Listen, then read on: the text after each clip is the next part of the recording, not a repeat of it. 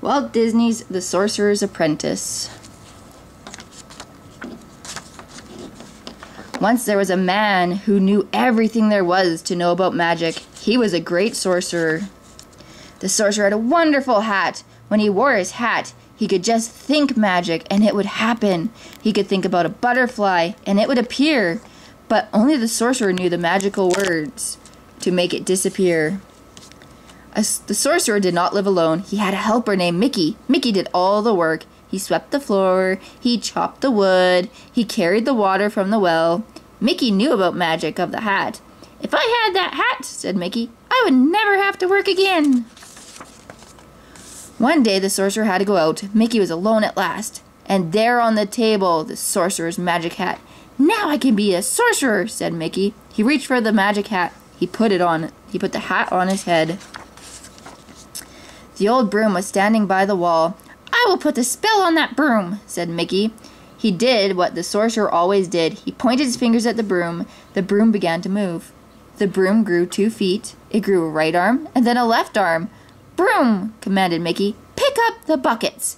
The broom did just as Mickey said. "Go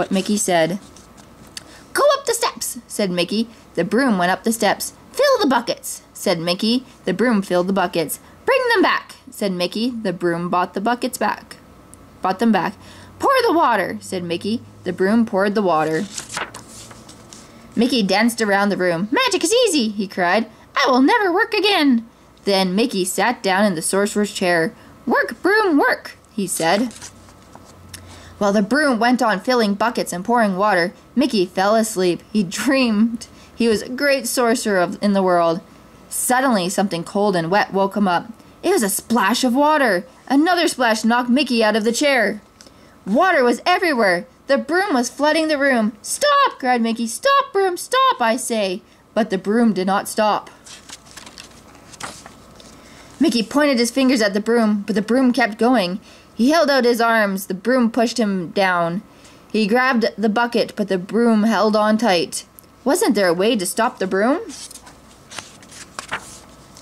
The axe! Mickey grabbed it. He chopped down the broom into bits. "Well, that's over," said Mickey. But it wasn't over. Something strange was going on. The bits of wood began to move.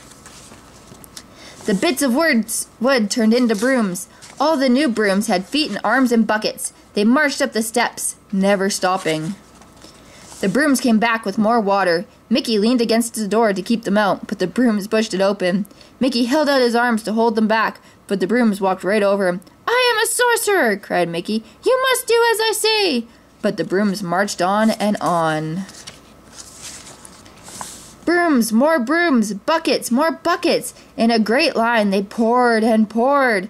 The water got deeper and deeper. Poor Mickey! It was all he could do to keep his head above the water. Then the sorcerer's book of magic floated by. Mickey grabbed it. Page after page after page. Mickey looked for magic words that would stop the brooms. But the water began to whirl. Mickey couldn't read the words.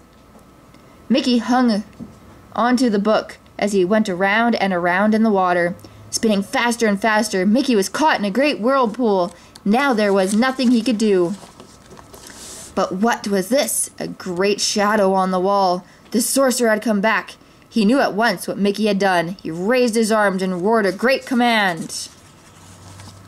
The broom and the water disappeared. Just one broom was left. It was the old broom standing by the wall. The sorcerer was frowning. He looked down at Mickey. Mickey took off the sorcerer's hat. Very carefully, ever so neatly, he made it look nice again. Then he gave the hat back to the sorcerer.